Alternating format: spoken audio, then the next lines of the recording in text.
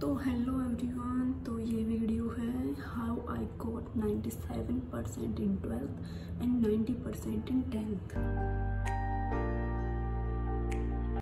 तो भाई इतना कुछ टफ नहीं है, मेरी कोई इतनी मोटिवेशनल स्टोरी नहीं है। बस मैं ये बताना चाहती हूँ कैसे कैसे मैंने मैनेज किया, कैसे कैसे मैंने पढ़ाई की। ऐसे किसी से मोटिवेशन नहीं मिली मुझे, ना किसी ने कुछ गाइड किया। तो भाई टेंथ तो मैंने easily normal without any tuition, हाँ मैंने टेंथ में रिवीजन करने के लिए, क्योंकि मैं घर पे नहीं पढ़ पाती थी, तो मैंने रिवीजन करने के लिए मैंने टेंथ में मैथ्स के लिए ट्यूशन लगाया था।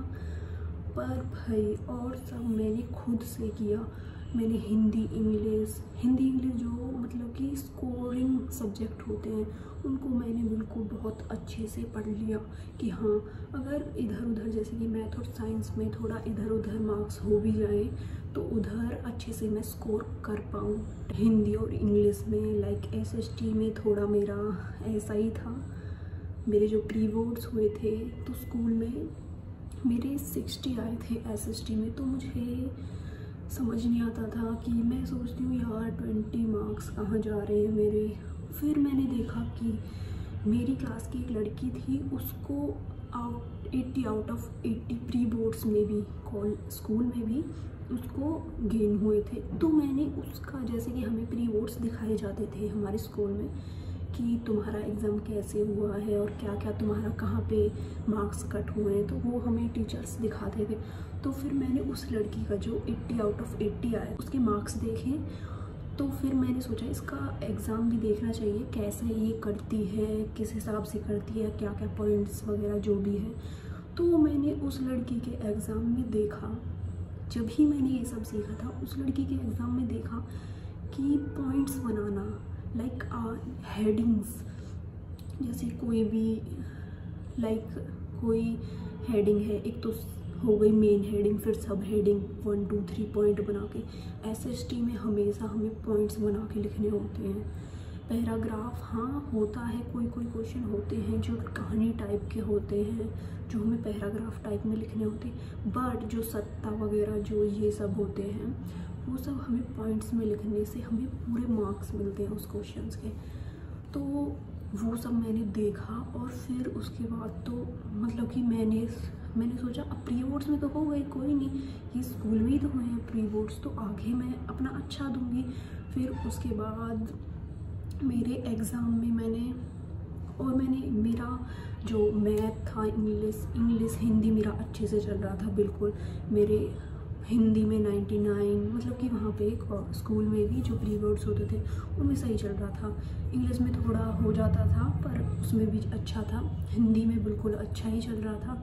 एसएसटी का मैंने आपको बता ही दिया कि क्या गलती मैं कर रही थी, वो मैंने देख लिया कि हाँ मुझे ये गलती अब आगे नहीं करनी है।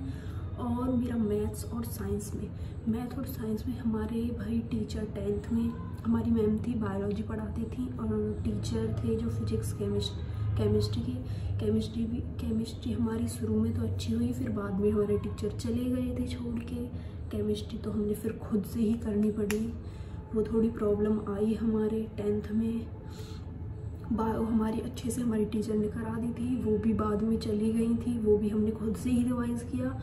पर फिज़िक्स वाले जो सर थे हमारे भाई, उन्होंने इतने अच्छे से रिवीजन करवाया हमारा, इतने अच्छे से बोर्ड पे सारे डेरिवेशन कराते थे। फिर मेन पॉइंट क्या था डेरिवेशन और कोई भी सब्जेक्ट का, हमें जो भी कोई भी कराया जाता था स्कूल में काम, तो हम रफ नोटबुक में लिखते थे। रफ नोटबुक में हम स्कूल में लिख रहे हैं, देन हम घर जाके उन्हें मतलब कि नोट्स बनाते थे अच्छे से घर जाके, है ना। अभी क्या करते हैं बच्चे कि स्कूल में ही टीचर भी बोल देता टाइम वेस्ट होगा, स्कूल में ही नोट्स बना लो अच्छे से, तो ये बहुत गलत है, ठीक है। बच्चे वो टाइम वेस्ट करते हैं घर जाके, तो हम तो जाते ही जैसे स्कूल से गए जाते ही वो काम करते थे अपना। और हमेशा जब भी नोट्स बनाओ थोड़ा बोल के पढ़ो, बोल के, जैसे कि इसमें से जैसे एक नोटबुक है, दूसरे में हम लिख रहे हैं, नोट्स बना रहे हैं, तो हमें बोल के लिखना चाहिए, जिससे हम उसको मतलब बोल भी रहे हैं वो तो हमारे दिमाग में भी जा रहा है, ठीक है। जब हम लिखते हैं तो वो हमें मेमोरी में अच्छी तरह मतलब कि हमें याद हो जाता है। तो मैं तो यही बोलूँगी कि हमें याद रखने के लिए हमें 2-2 बार रिटर्न, 3-3 बार रिटर्न करना चाहिए, ठीक है। जैसे कि आपने छोटे बच्चों को भी मम्मी जैसे कि पढ़ाती है, उनकी देखा होगा, मेरी जैसे भतीजी है, भतीजा है, तो हम उन्हें पढ़ाते तो हम यही बोलते हैं, हम अपने वाली थ्योरी ही लगाते हैं कि वो कुछ पढ़ता है तो लिखता है तो बोलते नहीं है, बच्चे थोड़े होते हैं, तो हम उनसे बोलते हैं बोल बोल के लिखो। वो क्यों बोलते हैं? वो इसीलिए बोलते हैं कि वो अच्छे से याद कर पाएँ उसे, वो मेमोरी में रहे उनकी, कि लिख रहे हैं तो उनको दिमाग में भी जाए कि हाँ हमने ये लिखा, और वो याद रहता है बच्चे को अच्छी तरह। वही हम करते थे। और अब क्या करते हैं लोग, मतलब कि स्कूल के बच्चे की स्कूल में ही नोट्स बना लिए, या नोट्स अब बनाते ही नहीं है, टीचर बोलते थे नोट्स मत बनाओ, मैं अब प्रोवाइड कराऊंगा।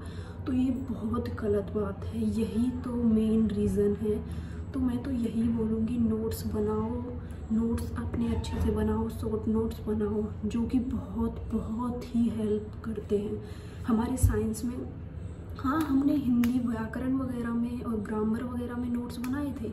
हम इंग्लिश के जो हमारे टीचर थे गाइड वगैरह से पढ़ाते थे, वहीं से याद कराते थे, पर वो हमें क्वेश्चन आंसर लिखने को बोलते थे।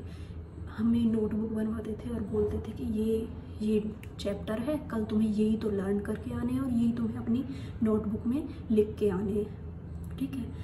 तो वो क्यों देते थे? उनका भी एक रीज़न था कि वो बच्चे अच्छे से पढ़ के इसे लिख पाएँ, जिससे उनको अच्छे से याद हो पाए। तो बहुत लोग समझते नहीं है, बोलेंगे जैसे कि अब कॉलेज में भी बोलते हैं, हमारे टीचर कुछ कुछ बोलते हैं नोट्स बनाओ, पर बच्चे बोलेंगे हमारा तो टाइम वेस्ट होता है, हम क्यों बनाए नोट्स, ये वो बहुत होते हैं। स्कूल में भी बच्चे सोचते होंगे, पर नोट्स बनाना टाइम वेस्ट बिल्कुल नहीं है भाई, बिल्कुल भी नहीं है। तो मैं तो यही बोलूँगी कि नोट्स बनाओ अच्छे से उनको पढ़ो, फिर उनसे शॉर्ट नोट्स निकालो हाईलाइट करके, जो तुम एग्ज़ाम के टाइम पे गो थ्रू कर लो पूरा सिलेबस 10-15 मिनट में ओनली, ठीक है। और मैं यही बोलूँगी माइंड मैप बनाना सीखो, कोई भी टॉपिक है उसका माइंड मैप बनाओ, और डेरिवेशन ज़्यादा से ज़्यादा रिवीजन करो लिख के, ठीक है। और केमिस्ट्री में जो भी फॉर्मूला वगैरह वो तो भाई याद ही करने पड़ेंगे, जो भी रिएक्शन वगैरह है ना। तो यही है मेन, तो नोट्स बनाना, टाइम मैनेजमेंट करना, टाइम मैनेज। मेरा स्कूल का क्या होता था 10th 12th में, मेरा यही होता था कि हमारी 8:30 से हमारा 3:30 तक हमारा स्कूल होता था। तो स्कूल में तो हम जो भी नोट्स अपना रफ वगैरह में ही लिखते थे, वही पढ़ते थे। थोड़ा आधे घंटे पहले हम स्कूल पहुंच जाते थे, जो भी हमें रिवाइज़ करना है वो घर से भी करके जाते थे 15 मिनट के लिए, और फिर स्कूल में जाके अभी कॉलेज में तो स्कूल में जाके हम उसे रिवाइज़ कर लेते थे, है ना।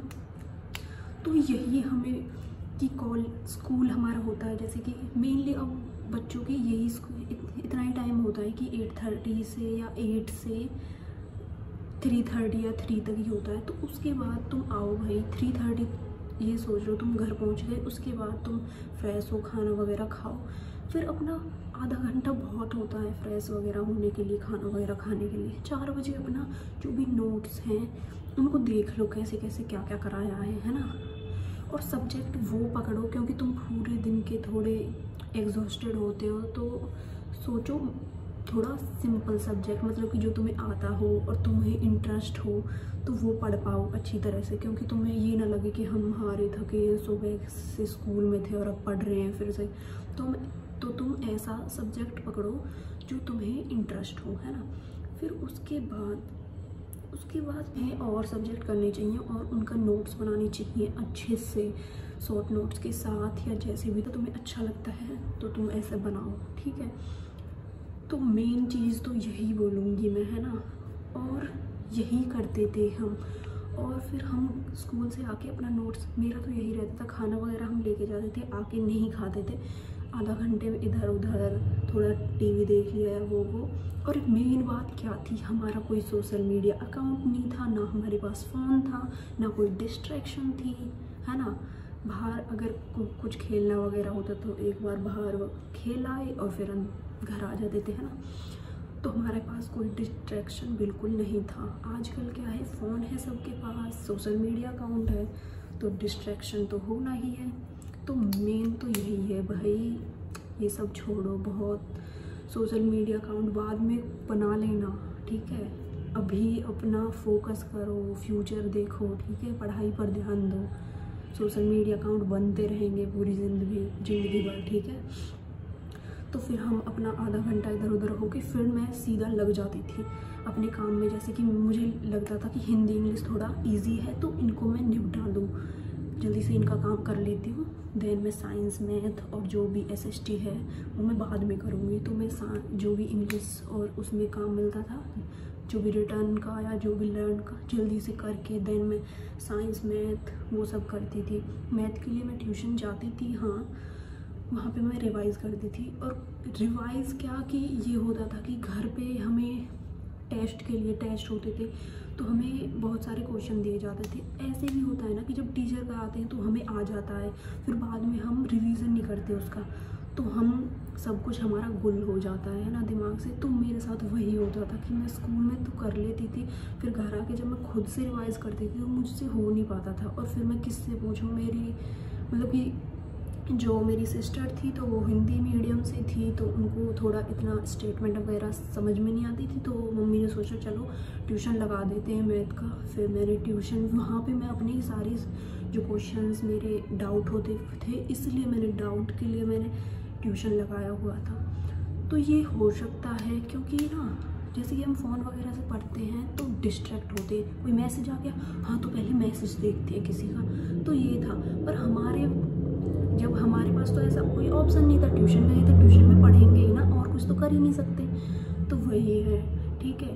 तो भाई डिस्ट्रैक्शन से बचे, कंसिस्टेंसी बनाएं। और कंसिस्टेंसी के लिए अगर तुमसे 4-4, 5-5 घंटे नहीं पढ़ा जा रहा है, मत पढ़ो, बिल्कुल मत पढ़ो। हम भी नहीं पढ़े 4-4, 5-5 घंटे, बिल्कुल भी नहीं। जितना हमें काम मिलता था उतना हम करते थे, चाहे वो 2 घंटे में हो, चाहे वो 3 घंटे में हो, ठीक है। और इतना हम करते थे, रोज़ हम करते थे अपना काम और रिवाइज़ भी करते थे। जो हमें स्कूल में कराया जाता था वो हम घर आके ज़रूर रिवाइज़ करते थे। अगर ऐसा करोगे ना तो तुम्हें एग्ज़ाम के टाइम पे ये सोचना नहीं पड़ेगा कि हम कहाँ से स्टार्ट करें, कहाँ से पढ़ें, क्योंकि तुम्हें सब मतलब कि रिवाइज़ होगा। बस तुम्हें एक बार ये है कि एक बार पूरा सिलेबस अपने नोट्स से देख लेते हैं तो ये होगा। तो भाई मैं तो यही बोलूँगी, और तुम्हारे ऊपर डिपेंड करता है तुम कैसा करना चाहें। तो मैंने तो ऐसे गेन किए हैं 90% और 97% इन 12th और 10th। कैसी लगी वीडियो ज़रूर बताना। Thank you, stay tune.